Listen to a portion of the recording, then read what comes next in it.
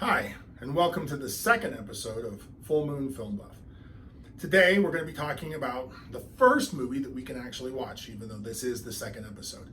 We're going to be discussing Wolfblood from 1925. This is a silent movie.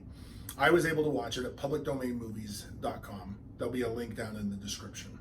This is commonly considered to be the oldest surviving werewolf story on film, although, as you'll see when we get to the synopsis discussion and spoiler section, it doesn't really match all the criteria that we've set out for what makes a werewolf story a werewolf story.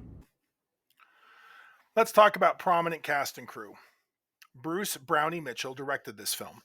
Like a lot of early filmmakers, Bruce both acted in 161 films and directed 69 films between 1915 and 1945. George Cheesebro was the main actor and the director on this film. George acted in an amazing 426 films during a 40-year career stretching from 1915 to 1955. Wolfblood is George's lone directing credit. George took a break from acting to serve in the First World War. He was best known as a Western actor in his later career. Marguerite Clayton acted as the love interest in this film.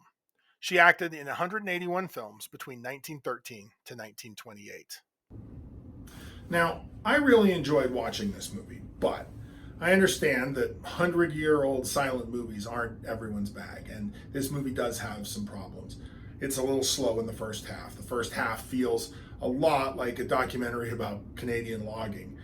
Additionally, they do have a little problem maintaining focus. And finally, as we've discussed, it's not really a movie about werewolves. It's a movie about the threat of werewolves. Your mileage may vary. I don't know that you need to see this one to consider yourself fully up to date on all werewolves, but it's certainly fun, and you're not going to see anything else like it ever in our list. Now let's spoil this movie. Wolfblood is a 1924 silent film. Set in the rugged wilderness somewhere in French Canada, the film follows Dick Bannister, a lumberjack foreman attacked and severely injured by his competitors while arguing about an illegal dam and moonshine trafficking. After the brutal attack, Dick is saved by a surgeon forced to give him a transfusion of wolf's blood. During his recovery, Dick's men start to worry he will change into a loup-garou, a French term for werewolf. Dick himself begins to worry about this possibility. He reports feeling the call of the wild. Dick is also involved in a romantic relationship with the lumber company's owner, Edith Ford. Driven to the point of madness by his concerns and perhaps by the influence of the wolf blood in his veins, Dick eventually follows the ghost pack to kill himself by throwing his body off of a cliff. Edith chases him, and eventually, her love saves Dick. Since this isn't really a werewolf movie, there is no transformation, there is no weakness, there is no greater theme. What is the werewolf standing in as a metaphor? That said, the worry about a werewolf is standing in or expressing a worry about blood purity. Dick is concerned that he has wolf blood in his veins, and that might turn him into something dangerous, something destructive. That worry about his blood status ultimately is not borne out. He doesn't turn into a werewolf, and his actions and the actions of those around him prevent that from happening to him. So the movie, while the movie worries about blood purity, it ultimately comes down to say that actions are much more important than what's in our blood. Another way that you can see this worry about blood purity is with the character of Dirty Jacques Lebac, a half-blood Native American French Canadian who's probably the primary protagonist to our hero in this movie. He's selling moonshine to Dick's crew, putting their lives at danger to make some money, right? Selling moral weakness. Remember, this was 1925 when this was made. Drinking was a little more maybe contentious in some circles. Dirty Jacques also had the opportunity to donate his blood to Dick to save his life and refused to do so. Instead, providing the wolf that does provide the blood that saves his life.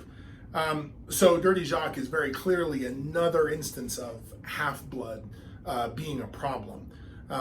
Now, in this case, because Dick doesn't turn into the wolf, he doesn't become a werewolf, he doesn't become corrupted. I don't think the movie is coming down terribly hard that being a half-blood is a bad thing. Additionally, you can't argue that Dirty Jacques is doing anything too terribly wrong by selling moonshine to men who want to buy moonshine. He's not making them drink. Are they putting their lives in danger? Absolutely. Is he helping them? Sure. But both of them are doing that. It's not just the half-blood who's causing all the problems. This werewolf movie also sets a precedent that we're going to see over and over again throughout movies as we watch them, and that's our tortured protagonist. Now, again, in this case, Dick isn't turning into a werewolf and killing his loved ones. He's worried about doing so. He's concerned about it, and it's driving him to the point of madness. It's almost a self-fulfilling prophecy, as his worry and concern about what he might become and what he might do actually turns him into someone capable of harming himself. But later, we're going to see protagonists who actually do turn into werewolves, who actually are a threat to those around them. But this is the first time we see that, in the first instance of that kind of tortured protagonist, instead of the werewolf as the antagonist, which is what we saw in our movie last week. This is a historically important movie, and I'm glad I watched it. I don't think you could call yourself the expert on werewolf cinema if you haven't seen the oldest surviving werewolf movie. But ultimately, it doesn't add a whole lot to the mythology and to the history of werewolf cinema. It's a historical note, and it's worth watching, but it's not critical.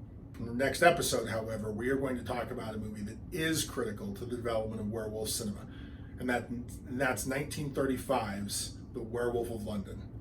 So, keep your eye on the moon and a silver bullet in the chamber, and we'll see you next time.